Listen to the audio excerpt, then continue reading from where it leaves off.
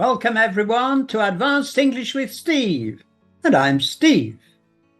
And you can tell I'm English by my background, what looks like a blanket. In fact, we don't call it a blanket. It is a blanket in a way, but I've thrown it over my sofa. So it's actually called a throw. And of course, it's the English flag.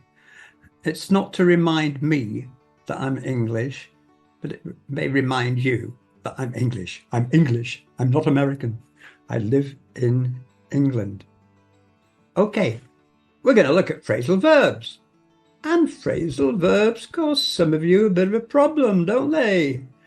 In fact, you might say they're a bit of a nightmare for lots of people, and it's not surprising because there are so many of them and they have so many different meanings. There's no doubt about it. They're challenging. And trying to find a best way of learning them isn't easy. And I can go on and say you've got to read more and listen more and watch TV programs and so on. Fine, of course you need to do that. But I also want to give you some tips of ways that can improve your understanding and learning of phrasal verbs. Now, what I don't like doing, and I have done it in the past because some people like them, I've produced lists of phrasal verbs with go, phrasal verbs with take, and so on. But I honestly don't believe it's the best way of doing it. You know, it's a bit like when you're learning a language and you're trying to learn vocabulary and you look at one page and then you cover it up and you look at the meaning. It just doesn't go in. I mean, you need to see them in context and hear them being used in context. So, but it's one way. The other way is to look for phrasal verbs in situations.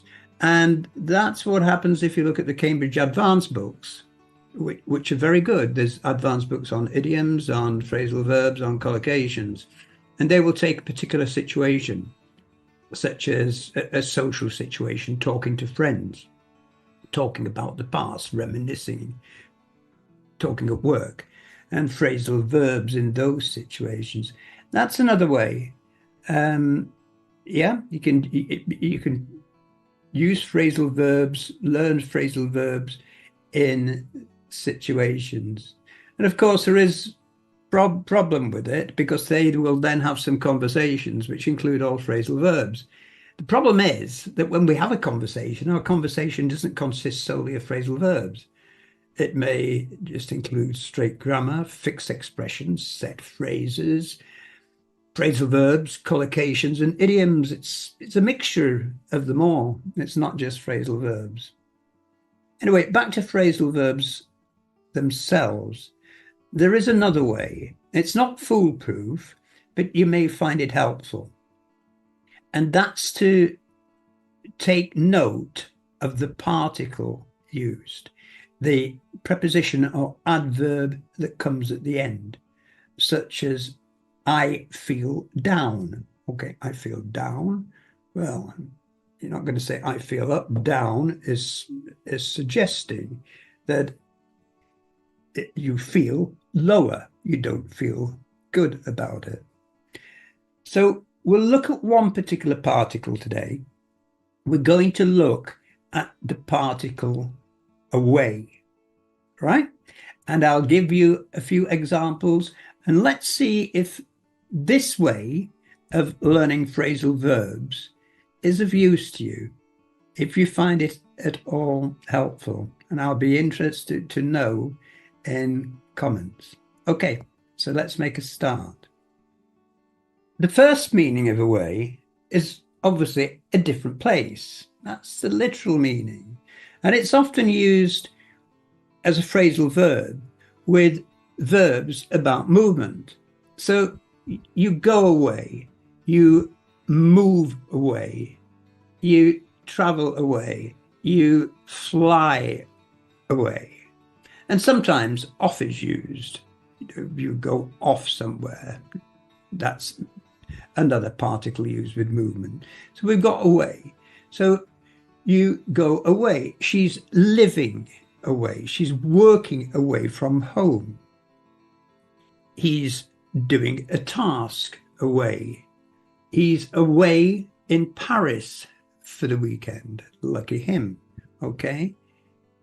He's teaching away in Thailand for a few weeks. He drove away. After the accident, he didn't stop to find out how badly hurt the victim was. He drove away.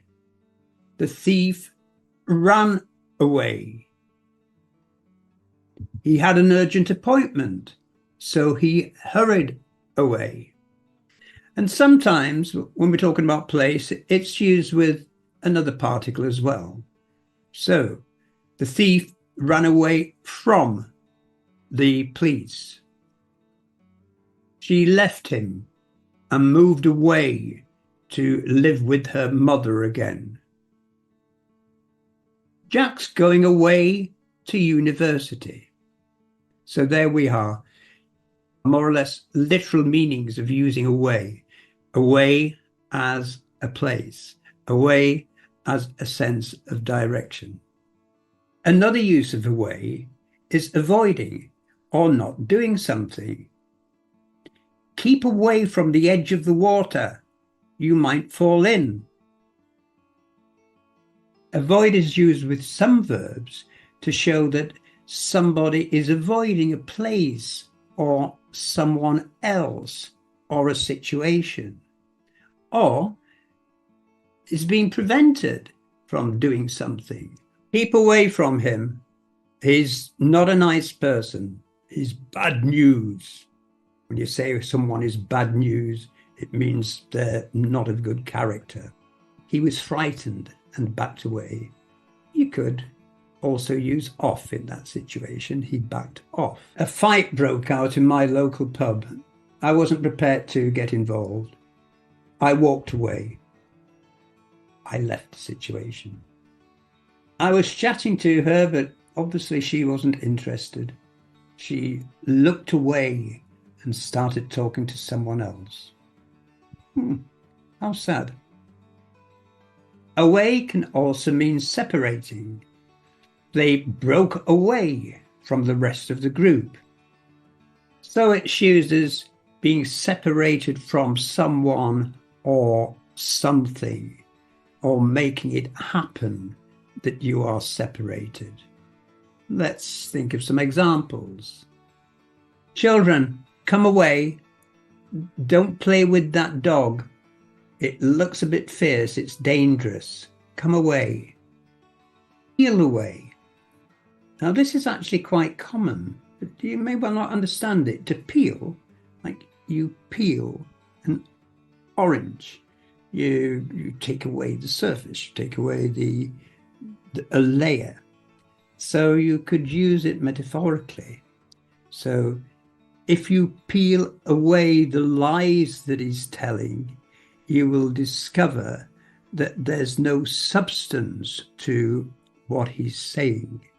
So you can peel away at someone's argument to get to the truth. You can also use strip away to have a similar kind of meaning. If you strip away all the nonsense that he talks, you'll discover that there's little truth in what he says. To strip away. If you strip away all his boasting and arrogance, you'll find that he's not really that intelligent and really does not have that much to offer. To strip away. To shear away. To shear is a turn, a sharp turn. So they were running towards us, but suddenly they sheared away. They went in a different direction. The car was heading straight towards us. There was going to be a collision. Suddenly, it sheared away to the right and disappeared over the horizon. Hi. Oh, you're looking for Jim? Oh, sorry. He's been called away. An emergency appointment, yes. He'll be back later. I'll tell him that you rang. Okay, bye for now. Away is used to mean removing. Throw away this rubbish, or garbage, as Americans would say. So yes, away is used with some verbs to indicate that something should be removed from a place because you no longer want it or it shouldn't be there. Fortunately, I don't get any burglars trying to steal things from my house because the dog frightens them away. He has a very loud bark and is very fierce. Disappearing, you can talk about someone passing away. That's a term which we use in the UK, someone passes away. I've lived in other countries where they say someone's passed, but certainly in Britain, we say that someone's passed away, someone's died. Oh, if you want an idiom, someone's kicked the bucket. But be careful where you use that. You have to be respectful. Something can fade away. She was pleased with the bright orange dress that she bought, but after a couple of washes, the colour faded, and she was very disappointed and took it back to the shop. Oh, your glass has left a stain on the table. Don't worry about it. Don't worry about it. It will fade away in time. Look at that poor dog. He just lies there all the time. He's pining away because his owner died. To pine is to be sad about something or someone. You are missing someone, so you pine for them. In this case, the dog is pining because his owner is no longer there. Away can also mean storing and hiding. Away can be used with some verbs to convey the idea of something being put in a place for safekeeping, to keep it safe, or to stop someone stealing it, or to keep the place tidy. Yeah, I'll come and join you later. First, I must file away this information so I can find it later when it's needed. You put things in a file. Before you leave the office, can you make sure that you lock away those documents? They're highly confidential. So lock them away in the safe. Come on, children, it's bedtime. Tidy away your toys and let's have you in your pajamas. He didn't want her to see what he'd been reading, so he quickly put it away under the cushion. I wonder what it was. And away can also be used to mean working hard or continuously. She'd spent ages working away trying to find the solution. So away can also be used to indicate that you're doing something over a long period of time, over a continuous period to try to achieve a result. You ask someone how work's going, they say, oh, I don't know, I just keep slaving away for hours, but I never get any promotion. Hey Frank, you look tired, it says to you. Yeah, I've been slogging away at this decorating for absolutely ages.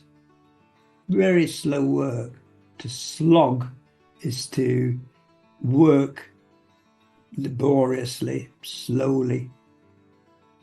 If something's a slog, it's hard work. Homework's often a slog. You may say, I slogged away at that homework for hours, but I still got all the answers wrong. You may say, I've been slogging away trying to learn phrasal verbs for years, but I still get them wrong. Well, perhaps that's a good one to end on, but I don't want you to be slogging away at them regarding phrasal verbs as hard work. You do have to bang away at them to some extent. Bang away means to continue trying to learn them, but think positively about them.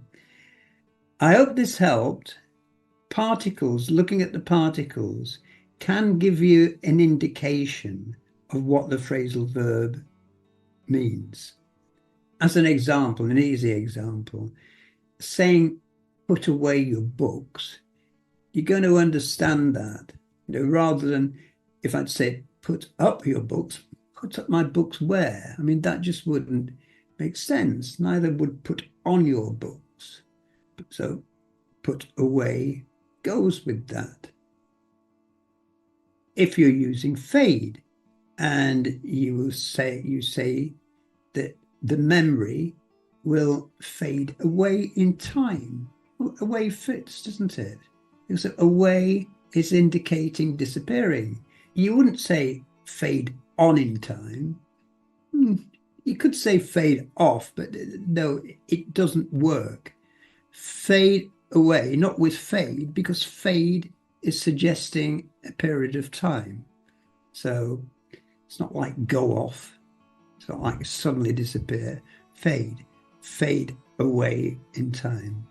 So in most cases, particles, knowing the particles and thinking about what they mean does help. It's not foolproof. There'll be times when you still probably won't understand the meaning, but don't worry. I mean, the other important thing is to take them in context, because if you don't listen to them in context, you're not going to understand the meaning. It's pointless learning them in isolation. And if you don't know and you're speaking to a native English speaker, ask. For heaven's sake, just ask what it means. And native English speakers, most of them will be only too happy to tell you what it means. The same goes for idioms as well. Don't struggle with them. Feel free to ask. All right. I hope it helped. Let me know in comments, and I hope to see you again soon. Bye for now. I can say, okay, I'm going away now. All right. I'm going to put my book away. Actual fact, I'm throwing it away. Bye for now.